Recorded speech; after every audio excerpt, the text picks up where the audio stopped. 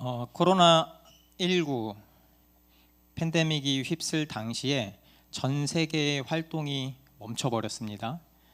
바이러스의 확산을 저지하기 위해서 모두가 총력을 기울였죠. 거기서 우리를 지킬 수 있는 방법은, 저게 지금 나오면 안 되는데, 네.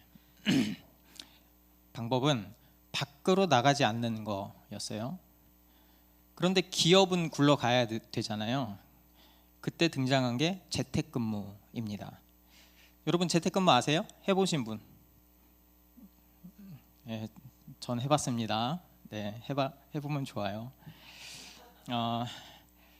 재택근무에 대한 사람들의 생각이 다르다는 거 아세요? 상상해 봅시다. 여러분이 재택근무를 한다면 어떨 것 같으세요? 지금 재택근무하고 월급 그대로 주고, 나이스, 꿀이다.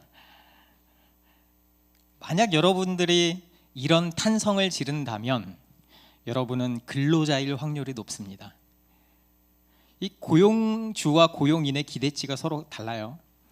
이 구직 사이트 사람인에서 재택근무와 관련된 설문조사를 진행했습니다. 근로자의 67.7%가 재택근무를 하고 싶다고 응답했습니다. 그 장점으로는 출퇴근 비용과 시간을 절약할 수 있고요. 그리고 불필요한 업무가 줄어서 효율적으로 업무를 진행할 수 있다. 그리고 여기선 나오지 않았지만 우리끼리 얘기하면 집안일도 좀 하고 일하면서 아이도 좀 돌보고 얼마나 좋아요. 작년 11월에 서울시의 상업용 부동산 오피스 빌딩을 조사했는데요. 평균 공실률이 2.11%라고 합니다. 대한민국에서요. 참고로 미국은 19.6%입니다. 공실률이. 이 수치가 의미하는 바는 뭘까요? 대한민국에는 공실이 없다. 대한민국 단일민족이잖아요. 우리가 남이가 얼굴 보면서 일해야지, 다 나와 하는 거죠. 왜 이런 현상이 벌어질까요? 그것은 당연히 기업이 재택근무를 폐지했기 때문이죠. 기업이 재택근무를 기피하는 이유는 명확합니다. 업무 생산성이 떨어진다고 보기 때문이에요. 직원이 집에서 도통 뭘 하고 있는지 알 수가 없고 소통도 잘 안 되고 메신저를 해도 대답도 늦고 전화통화도 어쩔 땐 잘 안 되고, 이런 게 바로 기업의 손실로 이어집니다. 시간이 돈이니까 기업이 재택근무를 폐지하는 이유죠. 재택근무에 대한 서로 간의 뚜렷한 입장 차이가 좁혀지지 않아서 지금 대기업 중에 몇 군데는 노사 갈등이 있기도 합니다. 사실 우리한테는 재택근무가 유익하지만 고용주는 그걸 기대하지는 않죠. 그렇죠? 한 회사에 있지만 기대값이 서로 다릅니다. 그거 참 신기한 일이죠. 특별히 한국은 동상이몽을 용납하지 않아요. 저는요, 당연히 매일매일 꼬박꼬박 출근 열심히 하고 있습니다. 동상이몽, 같은 침상에서 서로 다른 꿈을 꾼다라는 뜻입니다. 한 기업에서 함께 일하고 함께 있지만 속으로는 근로자와 기업이 각자 다른 생각을 갖고 있죠. 이처럼 사람들은 서로 같이 있지만 서로 다른 꿈을 꾸는 경우가 많이 있습니다. 그래서 사람들은 자기 중심적으로 생각하죠. 상대방의 소리를 들으려고 하지 않습니다. 마치 노이즈 캔슬링 이어폰을 딱 끼는 것처럼 내가 듣고 싶어하는 소리, 나에게 이익이 되는 소리만 듣죠. 다른 소리는 캔슬링 시켜버리는 거죠. 노이즈 캔슬링. 조금이라도 나와 생각이 다르면 차단해 버립니다. 이 재택근무라는 하나의 그 예만 봐도 우리가 참 자기 중심적인 존재인 것 같다라는 게 드러나는 것 같아요. 사실 정말 다양한 사람들이 모이는 곳이 바로 교회입니다. 우리가 교회를 찾는 이유도 제각각이죠. 어떤 사람은 마음의 평안을 찾기 위해서 교회를 찾기도 하고요. 어떤 사람은 성경에 대한 깊은 지식을 얻기 위해서 교회를 찾기도 합니다. 어떤 사람은요, 인간관계 때문에 교회를 찾기도 해요. 그리고 또 어떤 사람은 강제로 끌려옵니다. 다양한 사람들이 모인 곳이 교회라면 그 교회는 동상이몽의 현장이 될 수 있습니다. 한 교회에서 목회자와 성도 간에 다른 생각을 갖기도 하고요, 성도 간에 다른 생각을 갖기도 합니다. 이런 문제들이 결국 교회를 분열시키고 교회를 망치는 거죠. 그런데 우리 교회가 망하는 건 우리가 바라는 바가 아니잖아요. 그렇다면 이 분열을 어떻게 하면 막을 수 있을까? 교회가 망하면 안 되는데 말이죠. 이 시점에서 바울의 외침이 의미심장합니다. 1절입니다. 그러므로 주 안에서 갇힌 내가 너희를 권하노니 너희가 부르심을 받은 일에 합당하게 행하여.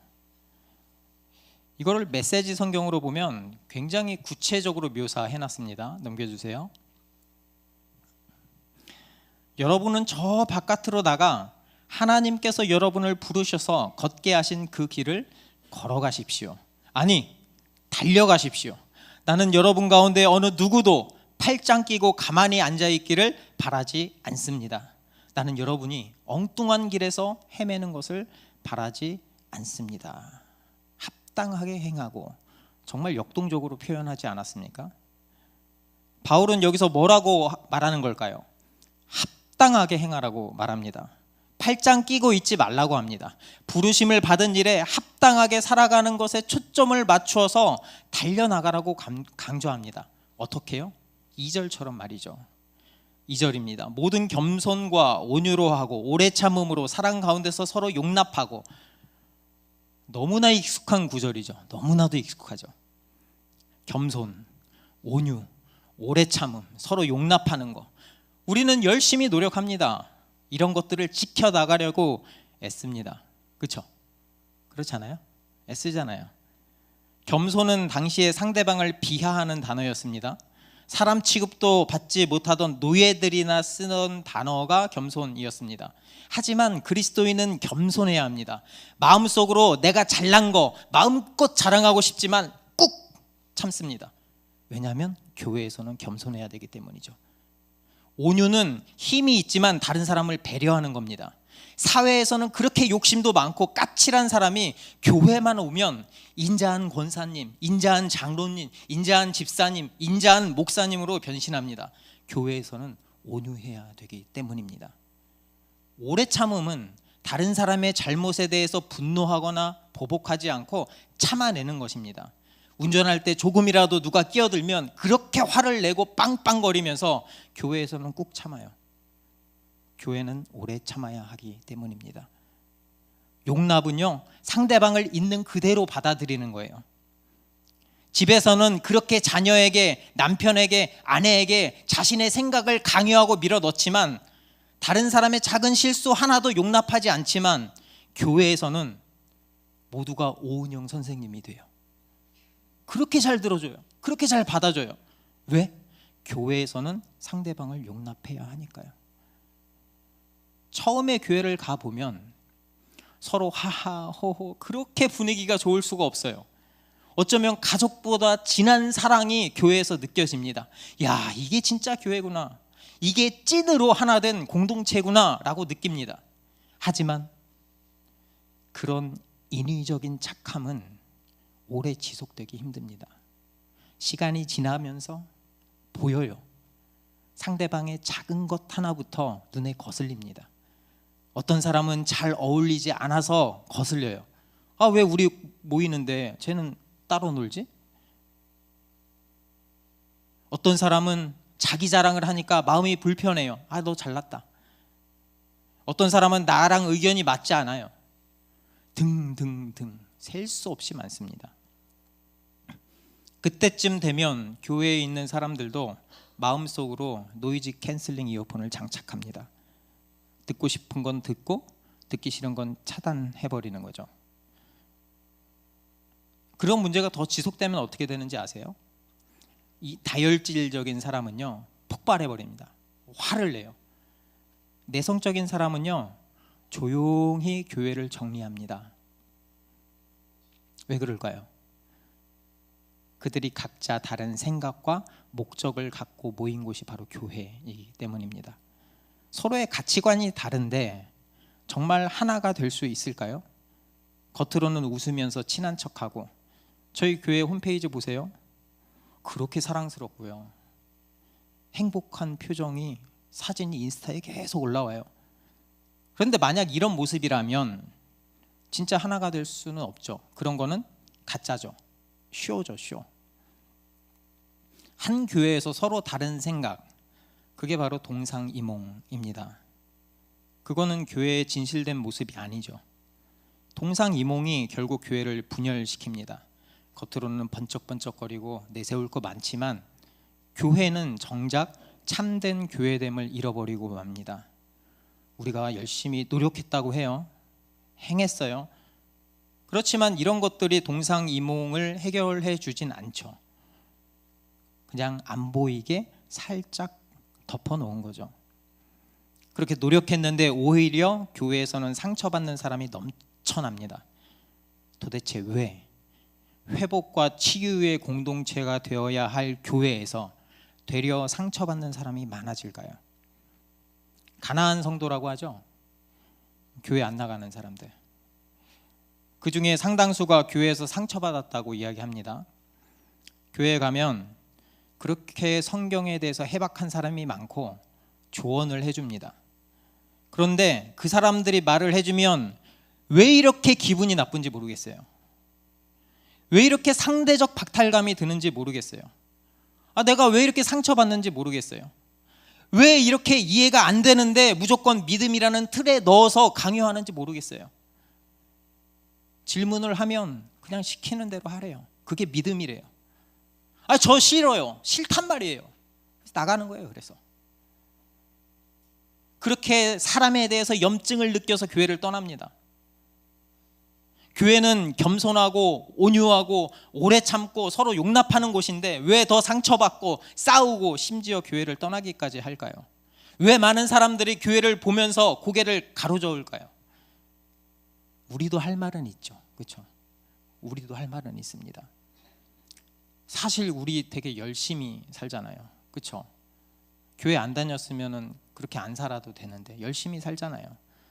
열심히 행하잖아요. 말씀대로 살려고 노력하잖아요. 제가 얼마나 교회에서 잘 지내려고 노력하는데요. 말씀대로 실천하려고 얼마나 애를 쓰는데요. 근데 그게 잘 안 되는 걸 어떻게 해요? 내가 하는 말마다 상대방이 삐딱하게 대답하고 아무리 타일러도 듣질 않아요. 저도 할 만큼 했다고요. 저도. 나도 문제예요. 그래요. 나도 문제예요. 근데 저 사람도 문제 아닌가요? 상처받은 그 사람도 문제 아닌가요? 아니 정도가 있지요. 언제까지 제가 참아야 합니까? 저도 사람이라고요. 저도 어쩔 수 없는 저도 사람이라고요. 그렇다면 교회라는 아주 멋진 단어를 쓰더라도 하나됨이라는 것에 아무리 큰 의미를 부여하더라도 우리는 진짜 하나가 될 수 없습니다. 그럼 어쩌란 말이에요? 그러니까 어쩌란 말이에요? 이런 질문이 나오죠. 어쩌란 말이에요? 그 하나됨 불가능한 거 아니에요? 그러면 이런 식이라면? 그런데 이어지는 바울의 말은 더 가관입니다. 3절입니다. 평안에 매는 줄로 성령이 하나 되게 하신 것을 힘써 지키라. 평안에 매는 줄. 바울이 여기서요 줄의 이미지를 사용합니다. 바울은요 교회가 줄로 다 묶어놓은 거라고 이야기를 해요. 그래서 서로 묶여 있는 거죠. 서로 묶여서 하나 된 존재가 바로 교회라고 이야기를 합니다. 여러분 2인 삼각경기 혹시 모르시는 분? 어린이는 모르시죠? 2인 삼각경기 아시죠? 다리 서로 묶어놓고 하는 거. 줄로 묶어놓으면 불편하죠. 그렇죠? 불편합니다. 되게 불편해요. 혼자 달리는 거하고 2인 삼각 하는 거하고 누가 더 편하죠? 혼자 달리는 게 편하죠. 그렇게 묶어버리면 달리기도 불편하고 엇박자가 나면 쾅 하고 넘어집니다. 근데 바울이 이렇게 이야기하는 거예요. 우린 이미 묶여 있다고. 너희가 이미 줄로 묶여 있으니까 그렇게 돼서 하나가 됐으니까 그걸 힘써 지키라고 말하는 거예요. 여기서 힘쓰다라는 말은 모든 노력을 기울이다 서두르다라는 말입니다. 이 단어를 조금 더 생생하게 어떤 분이 표현했을까라고 찾아보니까 신학자 마르쿠스 바르트가 힘써라는 단어를 이렇게 표현합니다. 이 동사 힘써, 이 동사에 담긴 긴박성을 정확하게 옮기는 것은 거의 불가능하다. 이 동사는 서두름과 열정뿐 아니라 의지, 감정, 이성, 육체적인 힘과 모든 마음가짐을 포함하는 전인적인 모든 노력을 의미한다. 이 분사의 명령적 어조는 수동적인 태도, 정숙주의, 방관자적인 자세 또는 신중한 여유를 보이는 태도를 배격한다. 당신이 주도권을 잡아야 한다. 지금 당장 시작하라. 바로 당신이 해야 할 일이다. 이것이 바로 내가 원하는 것이다. 이게 힘써라는 것의 의미입니다. 절박하죠, 그렇죠?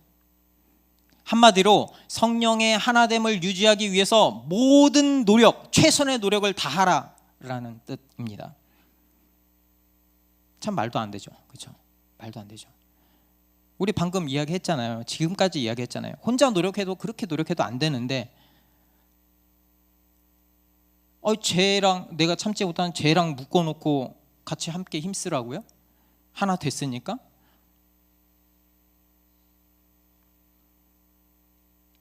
그걸 지키라고요? 말이 된다고 생각하세요? 말이 된다고? 저는 말이 안 된다고 생각해요. 저희 교회에는 4명의 지금 사역자분이 계십니다. 저 포함해서 함께 동역하는 관계죠. 이 사역이라는 것도 어떻게 보면 줄로 묶여져 있는 관계예요. 그래서 저희 엄청 친해 보이죠, 그렇죠? 네, 실제로 엄청 친합니다. 안 친하다는 얘기를 하는 게 아니에요. 그런데 항상 같은 생각을 하진 않습니다. 아니, 의견 불일치일 경우가 더 많습니다. 우리는 서로 줄로 묶여 있어요. 그러니까 그때 때로는 양보하고 용납해야 돼요. 혼자 결정하고 그냥 밀어붙이면 편한데 함께 상의하고 양보하고 노력해야 하니까 더 힘들어요. 묶여 있으니까. 알겠어요. 알겠는데 그럼 우리가 왜 그렇게까지 힘써야 하죠? 교회는 왜 이렇게까지 하나됨을 지켜나가야 하죠? 동상이몽이 만연한 이 세상에서 왜 우리는 동상동몽해야 할까요? 왜 같은 꿈을 꿔야 하죠? 줄로 묶여 있어서 제약도 많고 더 어렵고 힘든데 왜 예수님은 교회를 세우시면서 이렇게 이루기 어려운 그 소명을 주셨죠? 그 답은 하나예요. 그 하나됨이 너무 중요하기 때문입니다. 그것을 4절에서 6절까지 이렇게 구체적으로 표현합니다.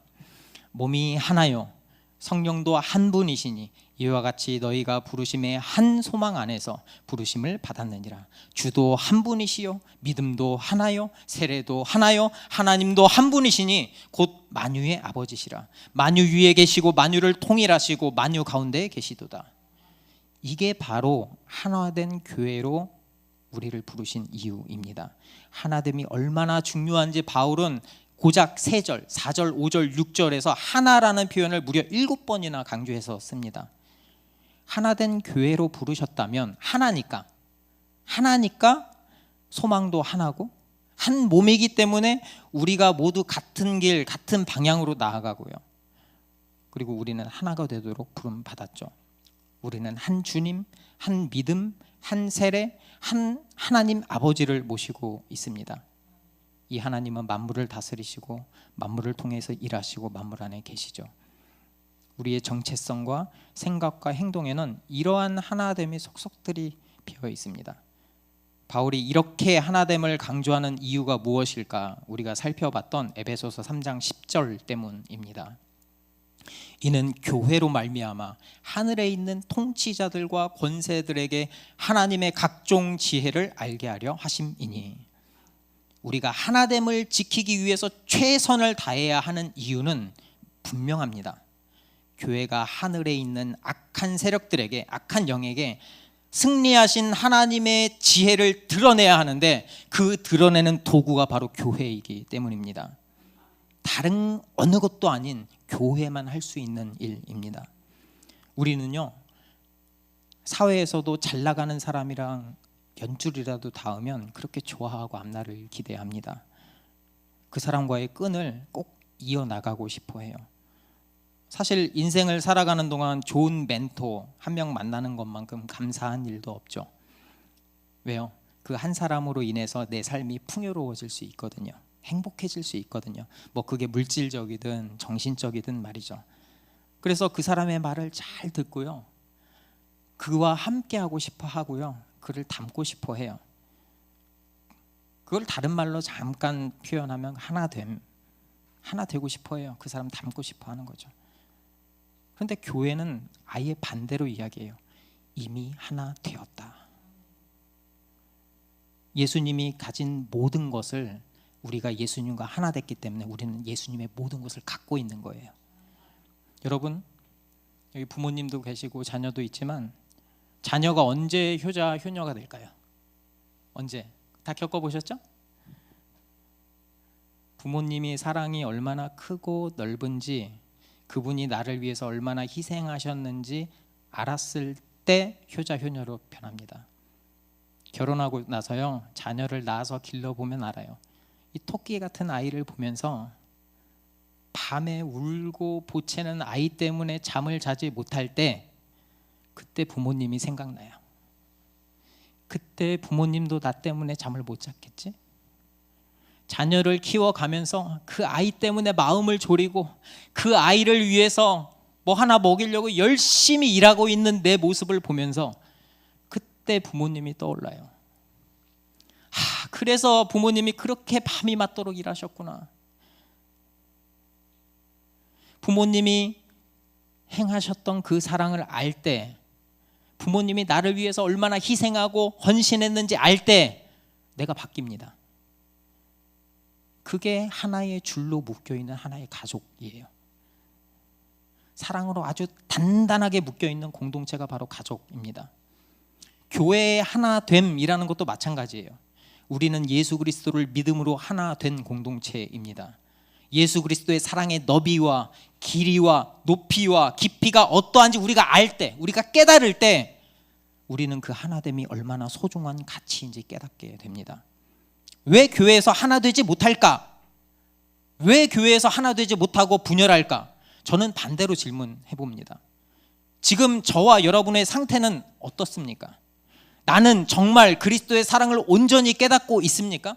아니면 현상만 보고 거기에 상처받고 있습니까?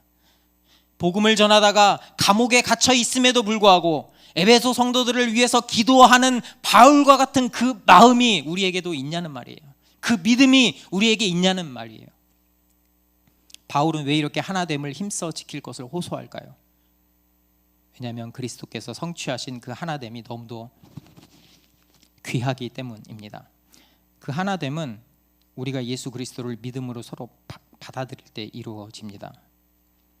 믿음이라는 거는요, 나와 하나님과의 관계 회복이면서 동시에 서로 분열되었던 이방인과 유대인 간의 관계 회복, 그러니까 우리 성도 간의 관계 회복이에요. 그러니까 성도 간에도 동상이몽이 예수 그리스도를 믿음으로 동상동몽으로 바뀌는 거예요. 그렇게 하나 된 교회는 하나님이 베풀어 주신 그 은혜에 감사하게 되고 하나님이 우리를 통해 하실 일을 기대하게 됩니다. 나 같은 게 뭐라고? 우리 때문에 예수님의 사랑, 우리 때문에 십자가에 못 박혀 죽으신 예수님의 사랑을 알기 때문에 내가 겸손해집니다. 왕이시면서도 우리를 위해 종으로 섬기신 예수님의 사랑을 알기 때문에 우리도 상대방을 위해서 섬길 수 있어요. 고집쟁이, 부재불능인 나 같은 사람을 끝까지 참으시고 나의 어떠함에도 관계없이 용납해 주시는 그 예수님의 사랑을 안다면 우리도 오래 참고 용납할 수 있습니다. 여러분, 우리는 때때로 상처받을 수 있어요. 실수할 수도 있고요. 때로는 남에게 상처를 줄 수도 있고요. 잘 하고 싶은데 잘 안 될 때도 있어요. 하지만 그럼에도 우리는 낙담하지 않습니다. 믿는 사람은 낙담하지 않아요. 오히려 그 하나됨을 더 힘써 지켜나갑니다. 왜요? 그렇게 하나님이 우리를 통해서 하실 일이 너무도 기대되기 때문이에요. 기대가 되면 고난은 이겨나갈 수 있거든요. 지난주 이틀 전이죠. 저희 교회에서 함께 기도하고 있던 한 소녀를 나사로 청소년의 집에서 만났습니다. 한 소녀를 위해서 오랫동안 성도들이 함께 기도했습니다. 금요일에 나사로 청소년 집에서 그 소녀를 만났고요. 그때 가기 위해서 제가 휴가를 못 쓰거든요. 근데 억지로 휴가를 썼어요. 그리고 저희 진 목사님도 일을 뺐어요. 일을 빼고 시간을 만들었어요. 그리고 집사님도요, 근무 시간을 비웠어요. 그리고 처음 연락된 위기 청소년 사역을 하는 전도사님 만난 적도 없거든요. 근데 모든 걸 제쳐두고 한 걸음에 그곳으로 달려오셨습니다. 그래서 그곳에서 저희는 하나님이 어떻게 일하시는지 경험했어요. 우리를 하나의 줄로 묶으시고는 그곳에 우리를 보내셔서 한 영혼을 돌보게 하셨습니다. 우리가 그 소녀를 위하는 마음으로 갔는데 오히려 우리가 위로를 받고 힘을 받고 돌아왔어요.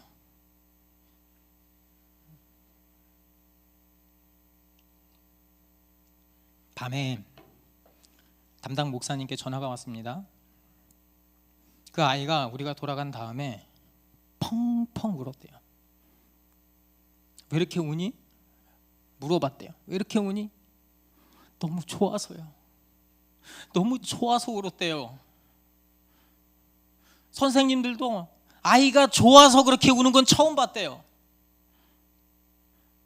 여러분, 하나의 줄로 묶여 있다는 게 그런 거예요. 힘들지만, 번거롭지만, 그래서 더 기쁜 묶임, 그게 바로 하나 된 줄로 묶여 있는 거예요. 그게 바로 하나로 묶여 있는 교회입니다. 서로 다른 우리가 그리스도인이라는 하나 된 이름으로 모인 그곳에서 하나님이 일하십니다. 그렇게 애타게 찾던 그 한 영혼을 위해서 하나님이 우리를 하나의 줄로 묶어서 사용하셨습니다. 세상에서는 차별하고 세상에서는 손가락질 하더라도 우리는 그러면 안 돼요. 아니, 그럴 수 없어요. 사실 우리는 더한 사람 아니에요? 겉으로 드러나지만 않았을 뿐이지 속으로 얼마나 많은 죄를 짓고 살아갑니까? 지금도. 근데 예수 그리스도는 그런 우리도 구원하셨고 그도 구원하셔서 그도 우리와 하나의 끈으로 꼭꼭 묶으셨어요. 여러분, 저는요 2024년이 너무 기대돼요. 여러분은 기대되지 않습니까? 우리를 로그교회라는 하나의 줄로 묶어서 상상할 수 없는 놀라운 일을 행하실 그 하나님의 사역에 동참한다는 그 기대에 피가 끓지 않습니까? 저는 피가 끓어요. 여러분, 정말 한 번 사는 인생 의미 있게 살아야 되잖아요. 돈 조금 덜 벌면 어때요? 제가 그 누구보다 돈에 대한 신봉자입니다. 돈 때문에 아직 회사 못 그만뒀어요. 그럼에도 불구하고 더 귀한 가치를 아니까 버텨나가는 거예요. 그게 바로 교회입니다. 악하고 어두운 세상에 밝히 그리스도의 빛을 비춰주는 교회. 그래서 세상에서 고아받고 상처받고 아픈 사람들이 찾아와서 생명을 얻어가는 공동체, 그게 바로 교회입니다. 우리가 무슨 일이 있더라도 하나됨을 꼭 지켜가나 하는 이유입니다. 하나됨이 얼마나 감사한지요. 2024년 로그교회가 붙들고 나가야 할 말씀이 바로 하나됨 우리 교회 4장 3절 말씀입니다. 4장 3절 함께 읽으면서 찬양하겠습니다. 3절입니다. 한 목소리로 읽겠습니다. 시작. 평안에 매는 줄로 성령이 하나 되게 하신 것을 힘써 지키라. 다시 한번 읽겠습니다. 평안에 매는 줄로 성령이 하나 되게 하신 것을 힘써 지키라. 아멘.